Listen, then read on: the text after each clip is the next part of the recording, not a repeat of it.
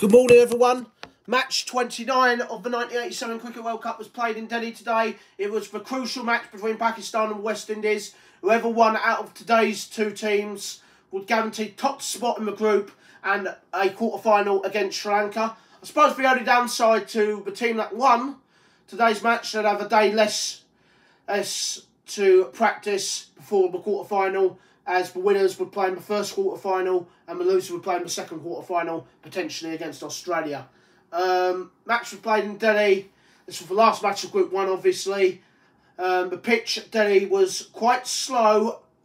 It was quite cool as well. It was around 25, 26 degrees. West Indies won the toss and selected a bat. Vivian Richards said, "We've batted first in every match this tournament so far, and we've done pretty well when batting first, and we've won all our games when batting first. I want to do the same again and try and set Pakistan 230, 250.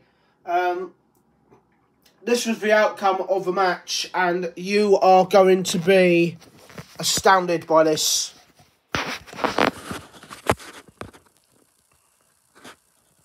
That was the final outcome. The drama and the tension, the match of the tournament. And what is it with Pakistan and the West Indies that they always seem to produce classic games? I mean, the Oval 1975, we were talking about before, when West Indies were 203 for 9, and Andy Roberts and David Murray, the wicket-keeper, pull on 64 for the final wicket to nick victory with one ball remaining by 1 wicket. It's the mirror image of what happened 12 years ago, and it's another epic encounter between these two great nations. West Indies, they got off to a very good start. They were 91 for 0 from about the first 20-odd overs. They then started to get squeezed a bit, and then wickets started to fall. Let's have a look at this. 37 for Desmond Haynes. He's back at the top of leading run scorers now. 367 runs in the tournament. A 50 for Desmond Haynes. Not a 50. 37 for Desmond Haynes. A 50 for Simmons. 11 for Richie Richardson. Vivian Richards got his third 50 in a row, but it took him 90 balls to score 61 runs. Pakistan bowlers bowled very well at him. 2 for Gus Logie, 12 for Carl Hooper, 5 for Jeffrey Hujon, a duck for Roger Harbour, 13 for Elaine Baptiste, 7 for Courtney Walsh, and 1 out for Patrick Patterson. They're all out in 49.3 overs. West Indies, only the third time they've ever been bowled out in World Cup cricket. The previous 2 occasions they also lost. Look at those figures, though, from Saleem Jaffar. 4 for 30. Superb bowling figures from Saleem Jaffar. 3 for 37 for the captain, Imran Khan. He's moved on to 12 wickets in the tournament. 1 behind Australia's Craig McDermott. He's only bowled in 4 games. 0 for 42. Expensive. A little bit expensive. Abdul Qadir. 1 for 35 for Tushev Ahmed. 1 for 45 for Akram, a little bit expensive, and 1 for 12 for Saleem Malik. I should point out, Saleem Malik's wicket of Cole Hooper. Cole Hooper left a straight delivery and was out and was bowled. And he looked absolutely perplexed by that. So 216 all out, West Indies. Response from Pakistan, you know, it didn't get off to a good start. A poor shot from Aries Raja, out for a duck. He really has gone off the ball since his 113 not out against New Zealand. 10 for Munzer Akhtar on his return. 25 for 2, they were in a bit of trouble. A nice little partnership of 67 between Saleem Malik and Javed Mindrad. Saleem Malik 46 off 80 deliveries. 33 for Saleem Malik, or for 46 for Saleem Malik off 70 delivered. 33 for Javed Mindrad off 60 deliveries. 6 for Ijaz Ahmed. They lost 2 wickets for 6 runs. 110 for 5. You felt the West Indies were right back in the match. Then another wonderful partnership between wicketkeeper Salim Yusuf and captain Imran Khan. Got them up to 183 for 5. A good partnership of 73 for the 6th wicket. And it looked like Pakistan were going to get home. They needed 44 for final 10 overs. Imran Khan went for 18 off 40 deliveries. And then all of a sudden, the game just went into epic proportions. Sam Youssef, 56 or 70 of 73 deliveries. He was gone. 7 for Wasim Akram. Then there was a run out towards the end. And from Tusif Ahmed. 203 for 9. West Indies had the game in their grasp, and it looked like they were going to repeat their epic victory from 1975. But then, the most dramatic ending, the final 2 overs were absolutely pulsating. Tusif Ahmed, Saleem Jaffar got 1 not out. They needed 16 off about 8 deliveries. First of all, there was an unbelievable 6 from Abdul Qadir, which got it down to 7 off 5 deliveries. There was then a shot that he played that should have only gone for 2, and a laid back T. Smith fielding it went for 4. They got it down to 3 off the final ball, and he pushed hard for the first 2 runs. And the throw from Cole Hooper was just wide as they run the 3rd run. 16 not out of 13 deliveries for Abdul Qadir, getting 3 off the final ball of the innings. 217 for 9. Pakistan winning off the final ball of the match in the most incredible finish in one of the great one-day games ever played. The bowlers, 11 for 0 for Vivian Richards, 38 for 1 for Hooper, and 28 for 1 for Roger Harper. They were very, very economical, but they didn't take wickets. The main hero, Walsh, 40 for 4 from his 10 overs. Absolutely spectacular, but he ended up conceding winning runs and ended up on the losing side. And Lane Baptiste, a sorry match for him, 0 for 33 of his 8 overs and 2 for 50 for Patrick Batson. He's moved on to 12 wickets in the tournament, the 3rd highest wicket taker in this World Cup. An extraordinary end to another incredible match involving these 2 sides. Pakistan versus West Indies at Delhi.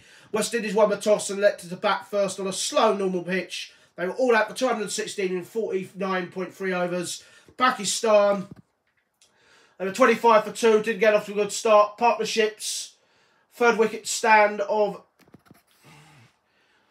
And then they were 110 for 5. And then all of a sudden, a brilliant partnership of 73 got them back within a touch. And then they lost 4 wickets for 20 runs in 5 overs. And it looked like West Indies were going to win. But in the end, Pakistan snuck home. 217 for 9. Pakistan winning by 1 wicket with, off the final ball, an all-run 3 from Abdul Qadir, who ended 16 not out. But the man of the match for his magnificent 4 for 30 off 10 overs and his most important 1 not out was Saleem Jaffar of Pakistan. An incredible match and the mirror image of the 1975 group match at the Oval. Pakistan, redemption from 12 years ago when they lost so dramatically at the Oval to the West Indies. They've done what the West Indies did to them. Vivian Richards said maybe it was pressure that got to them today, and because they're no longer world champions, maybe for the first time ever, they were starting to feel a bit of pressure. Let's see what it means for Group 1. It confirms that Pakistan will play Sri Lanka in the first quarter-final. West Indies are more than likely to play Australia in the second quarter-final. New Zealand are probably more likely to play England. It ain't confirmed yet, but if England beat Holland tomorrow, which we expect them to do, that will confirm it. And Zimbabwe will play India in the final quarter-final. But 5 wins out of 5, a clean sweep of wins for Pakistan for the first time in their World Cup history. Tomorrow's match, England versus Holland. Victory for England will set them up for a quarter-final against New Zealand and will confirm Australia's appointment with West Indies. What does that do for West Indies' hopes, losing a match like that in the most dramatic of fashions, in a match in which I probably feel they should have won? Let's take a look at the star players. They've all had pretty solid games, to be honest with you. Extraordinary match. There's just something about Pakistan and West Indies that just... The game of the tournament, up there with Australia and England. Salim Malik, 66 with a bat and 17 with a ball. Took a 5th wicket in 5 matches at an average of 17. 46 to 266 runs in 5 innings at an average of 66. He's had a fantastic tournament. As for Imran Khan, 69 runs in 4 innings, averaging 17 with a bat, but 12 with a ball. 12 wickets in just 4 matches. The second highest wicket taker in the tournament, or the joint second highest wicket taker in the tournament. One behind Craig McDermott. As for West Indies players, well, a third 50 in a row for Vivian Richards. His average has gone up to 47 now, out with the bat, and 48 with the ball. Obviously, he bowled today, but didn't take a wicket. 235 runs in 5 innings, pretty solid. He's still not got 100 yet in this tournament. But Patrick Patterson, 12 wickets in 5 matches, an average of 16. And got his first bat of the tournament today. He's the second highest run wicket taker in the tournament. Let's just double check the wicket takers. 12 wickets apiece. Yep. Obviously, Craig McDermott's the leading wicket taker with 13 wickets. And Patrick Patterson and Imran Khan are joined second on that list. What is it between Pakistan and West Indies? 1975 at the Oval. West Indies needing 64 runs to win with 1 wicket in hand. They stuck home with 1 ball remaining. Thanks to a stunning last wicket partnership with 64.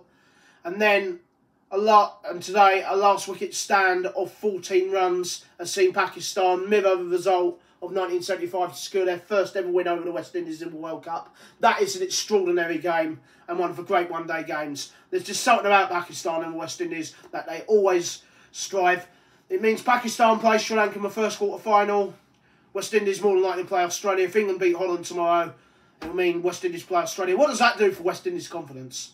I mean, they had that game within their grasp. A misfield from Saleem Baptiste. They've been accused of not fielding well in this tournament for West Indies. And, you know, fair play to Vivian Richards. He consoled Saleem Baptiste, who looked absolutely devastated, and Courtney Walsh, who was there at the end, who bowled the final ball of the innings. But that is just extraordinary. The game of the tournament, as far as I'm concerned. 12's match, England versus Holland. That's got a lot to live up. England don't expect to win that very comfortably. Until then, this is Lawrence Howard reporting on the 1987 Cricket World Cup being played on Biolar Cricket on PlayStation. I've just witnessed something special again. Pakistan and West Indies once again living up to all expectations in the game of the tournament. And wow. See you tomorrow for England versus Holland. Bye-bye.